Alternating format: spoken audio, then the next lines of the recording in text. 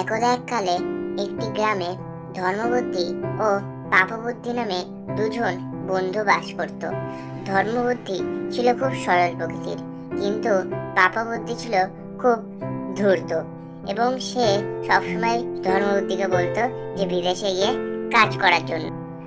আমরা বিদেশে গিয়ে কাজ করব এবং সেখানে গিয়ে অনেক অর্থ উপার্জন করতে পারবো।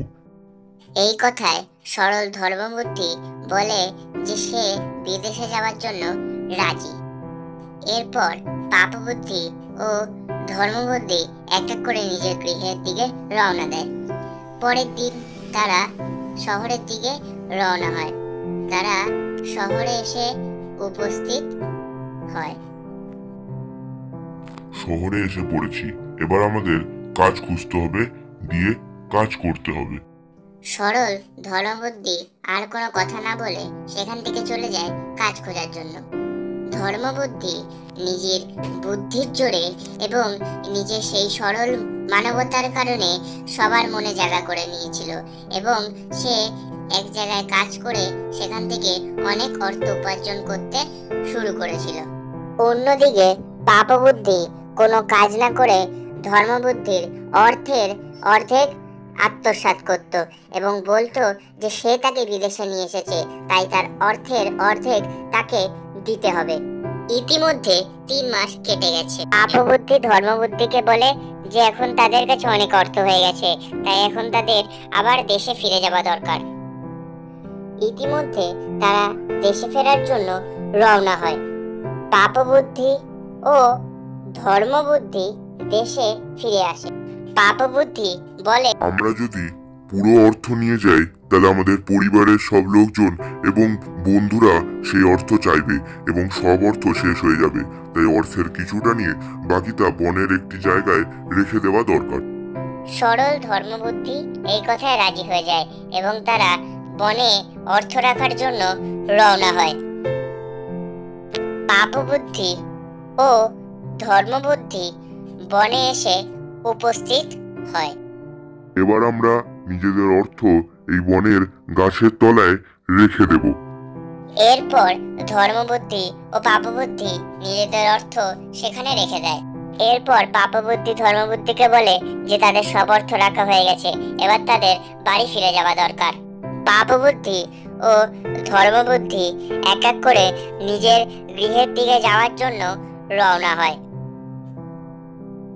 পরে পাপবুদ্ধি নিজেই সেখানে আসে এবং সব অর্থ নিয়ে নেয়। ইতিমধ্যে 1 সপ্তাহ কেটে গেছে তাদের দেশে। পাপবুদ্ধি ধর্মবুদ্ধিকে বলে, এবার আমাদের সেই অর্থের কিছুটা আবার নিয়ে আসা দরকার। এরপর পাপবুদ্ধি ও ধর্মবুদ্ধি এক এক করে আবার সেই বনের দিকে যাওয়ার জন্য রওনা দেয়। পাপবুদ্ধি ও ধর্মবুদ্ধি দুজনেই অর্থ খুঁজতে থাকে, কিন্তু তার অর্থ না পেয়ে অনেক দুঃখ পায়। এরপর পাপবুদ্ধি ধর্মবুদ্ধিকে বলে, তুই এই সকল অর্থ নিজে একাই আত্মসাৎ করেছিস। তখন ধর্মবুদ্ধি বলে, এ ধূর্ত পাপবুদ্ধি, আমি ধর্মবুদ্ধি, আমি কখনো এরকম কাজ করতে পারি না। আমি এক তান্ত্রিককে চিনি যে বলে দেবে তুই এই সব অর্থ আত্মসাৎ করেছিস। কালকে পঞ্চায়েত প্রধানকে নিয়ে আমরা সেখানে যাব, সেখানেই সবকিছু প্রমাণ হয়ে যাবে। এরপর ধর্মবুদ্ধি ও পাপবুদ্ধি এক এক করে নিজের গৃহের দিকে চলে যায়। পরের দিন সকালে পঞ্চায়েত প্রধান ধর্মবুদ্ধি ও পাপবুদ্ধি এক এক করে সেই তান্ত্রিক বাবার কাছে এসে উপস্থিত হয়, এটা জানার জন্য যে কে এই সকল অর্থ আত্মসাৎ করেছে। বলুন বাবা, আমাদের মধ্যে কে এই সকল অর্থ আত্মসাৎ করেছে? তখন তান্ত্রিক বলে, ধর্মবুদ্ধি নিজেই এই সকল অর্থ আত্মসাৎ করে নিয়েছে।